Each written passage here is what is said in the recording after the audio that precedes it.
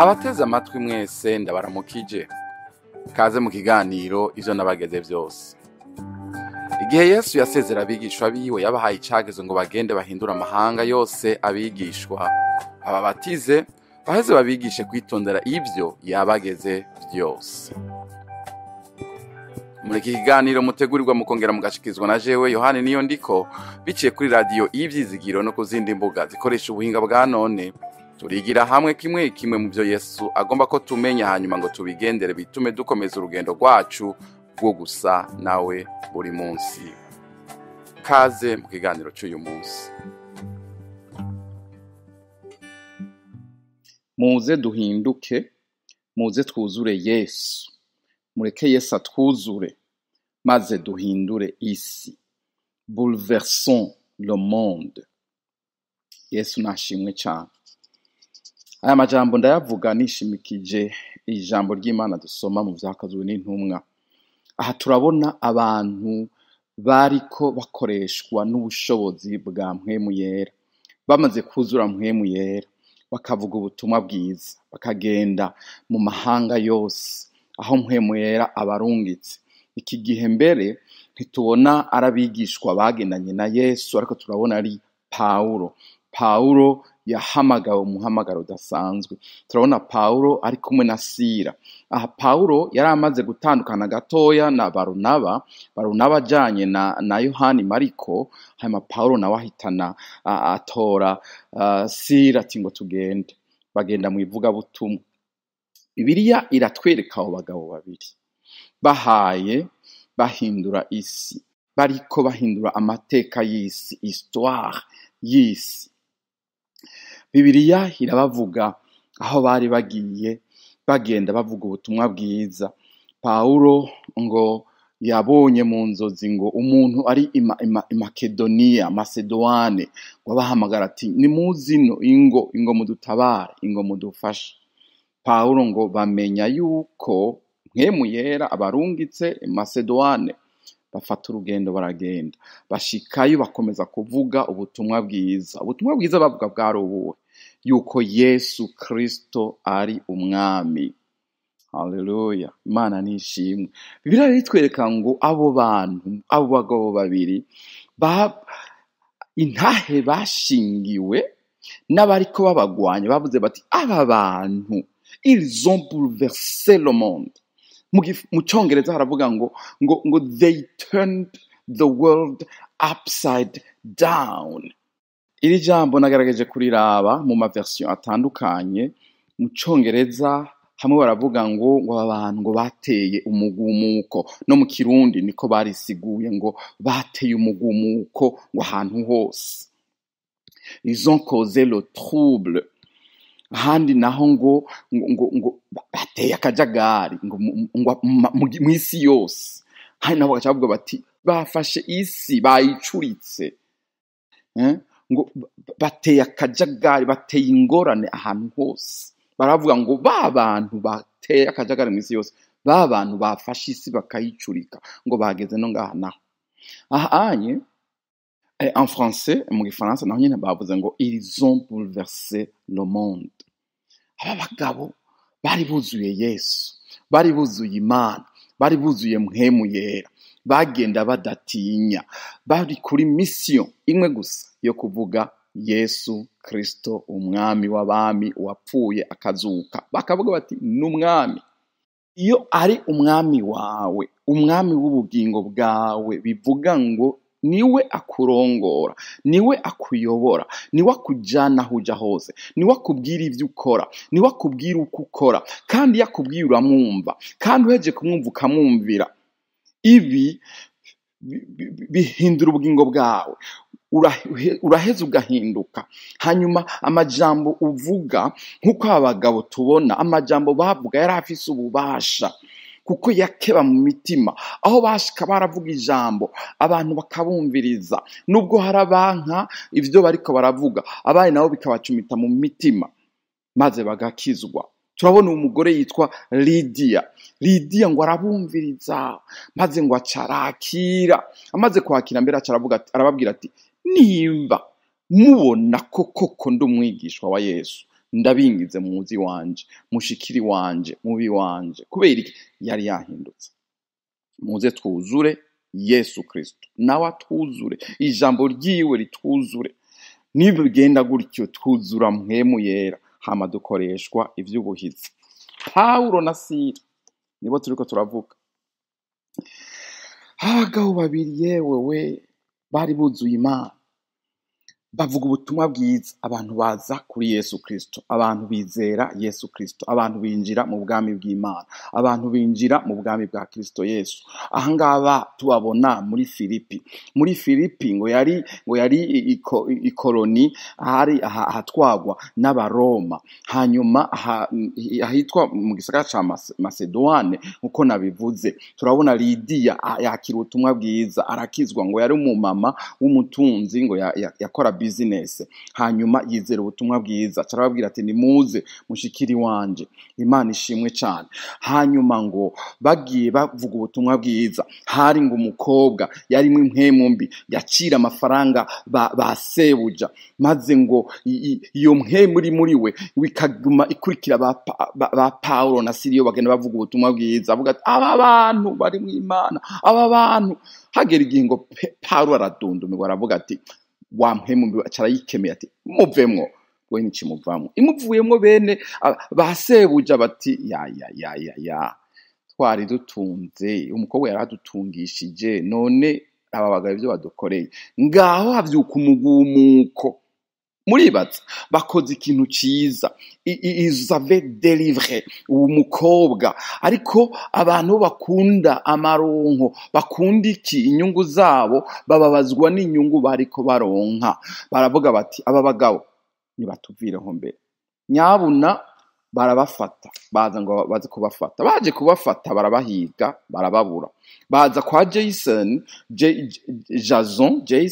aho bari bashikiye, aho bari baza kubahigaho, barababura. Bababuze bafata Jason, bati uyu mugabo yakiriye abantu bateye umudugararo mu isi yose, none na hano bahageze, none ubu nawe yabakiriye.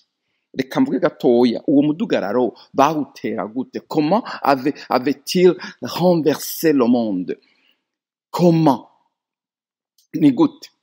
Ngo Imana idufashe cyane kandi Imana ishimwe cyane.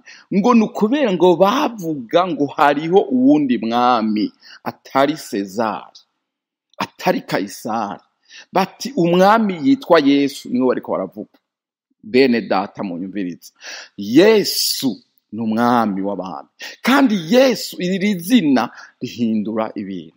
Iri zina aho rishitse, aho rivuzwe, ibintu birahinduka, abantu barahinduka. Imitwaro irakoroka, imisozi iraranduka mu izina rya Yesu Kristo. Twizeye Imana, tugategeka imisozi, tukayibwira tuti shinguka, kandi tukayibwira n'iyija, tukayibwira iyija, genda hariya mu kiyaga bari utererwa, genda hariya, va ngaha, genda. Ivyo biraba mu izina rya Yesu. Izina rya Yesu ryaravugwa, isigahinda gashitsi, kumva ko hari uwundi mwami wo kwizegwa atari Kaisari. Bakumva isi iradugaraye nyene, irahinza gashitsi. Kandi kuko Yesu ni umwami adasanzwe, ni Imana ubwayo. Ahashitse ibintu birahinduka. Mu mutima w'umuntu ahashitse ibintu birahinduka. Mu mutima wa Paulo akiri Sawuli, Yesu awinjiyemwo, Sawuli yaciye avuga ati urindega mwami, hanyuma cavaho aho nyene agenda gukorera Imana. Imana ishimwe cyane. Ngaho noneho hageze igihe aba bagabo babiri babaterera mu ibohero, babataye mu ibohero. Icabaye ngiki, aho Yesu ari no mu ibohero aguma yiyerekana. Kandi rero Imana irakunda, iremera ko duca mu bigoye, kuko ibigomba kwiyerekana, ibigomba kudukomeza. Hamaze kudukomeza ishike naho ubutumwa bwiza bushike naho butoshitse. Paulo na Sila mwijoro hagati ngo baboshwe cyane, bari mu ngoyi, batangura kuririmba, batangura gusenga, bararirimba, barasenga. Ngoma ndababwira, aho Yesu ari biragaragara ko ahari. Hariho amavuta agaragarira aho hantu kuko Yesu ni hari. Amavuta amwe atuma ibintu bihinduka. Yesu nahimbazwe cyane. Uragera igihe ukibaza uti mbega prison yahise yatebye ihinduka gute ahantu ho gutazirira Imana? Prison yahise ihinduka gute icyumba cy'amasengesho? Barasenga barahimbaza Imana. Bibiliya iravuga ngo baririmba ngo indirimbo amahimne ngo ubatazira Imana, ngo abandi bapfungwa babumva babateza amatwi. Nyabuna ibibaye ngibi inyamugigima ngo uburyango bugaje n'ibikufuri bimeze gute byose biradeburuka byose, imiryango iriyugurura yose. Ngaho n'ingoyi bababoheje zose zirakorotse. Yesu nahimbazwe.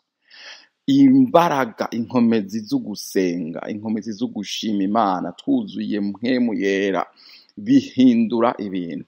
Inyamugigima iraza, ibiryango biruguruka, ibihindizo by'ivyuma bikuguruka, iminyoro igakoroka mu izina rya Yesu Kristo. Yemwe muze twuzure Imana, twuzure Yesu Kristo, twuzure mpwemu yera. Murabe Imana dukoresha. Yesu akeneye abantu badasanzwe. Yesu akeneye abantu bafise ukwizera. Yesu akeneye abantu badatinya urukambye. Yesu akeneye abantu badatinya prison, abantu badatinya iki?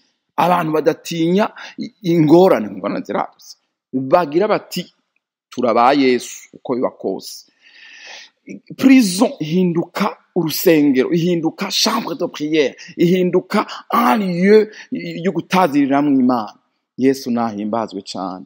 Imana ishimwe. Minyoro irakoroka. Nitwahagarara neza, tugahagarara tuvuga Yesu Kristo yapfuye akazuka, ibitangaza bizokoreka, abanyabyaha barakizwa. Icavuyemo ni iki? Umurinzi w'ibohero ngo acaraza zabona yo imiryango yose iruguruye, ataha ndapfa. Acahita n'inkota ngo yiyice Paulo ati ye ntuhirahire, twese turi ngaha ntiwiyice. Ko biraba ibi ni biki? Ngo acaravuga ati bagabo bene data nkora iki? Baramubwira bati izera umwami Yesu Kristo urakira mwe naho mu nzu yawe bose. Haleluya. Iyo duhagaze neza, les fruits, ivyamwa bivamwo niki? Abantu barakizwa. Abantu barakizwa. Ngo acarakizwa nabo mu nzu yiwe bose, maze barabatirizwa. Yesu nahawe icubahiro.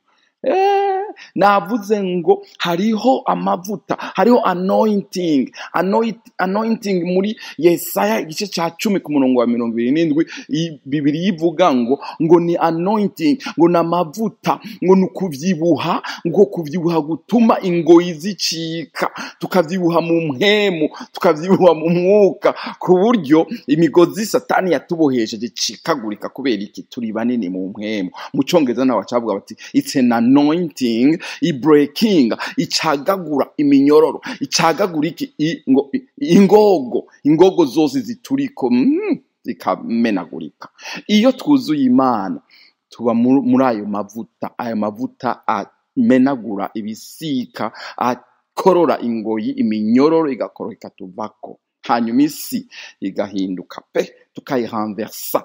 Tuyihanvershije iki? Ubutumwa bwiza uko Yesu Kristo ari umwami, yavuye mu ijuru araza mu isi, abaho, amarapfa, arahambwa, arazuka ku munsi ugira gatatu, hanyuma amaze kuyereka abigishwa biwe no kubigisha iby'ubwami bw'Imana tena, ngo araduga mu ijuru kandi azogaruka. Ngo ubwo butumwa bwiza tugomba kubuvuga neza, byumvikana, bigaragara. Imana idufashe, Imana idukomeze. Yesu nahabwe icubahiro. Witegure twuzure Imana, twuzure mpwemu yera, hanyuma duhindure, turning the world upside down, to renverser ici le monde, le système du monde. Yesu Kristo ayinjiremwo. Umva, agomba gukoresha wewe na jewe. Tutemeye ngo adukoreshe, hari bitazokunda.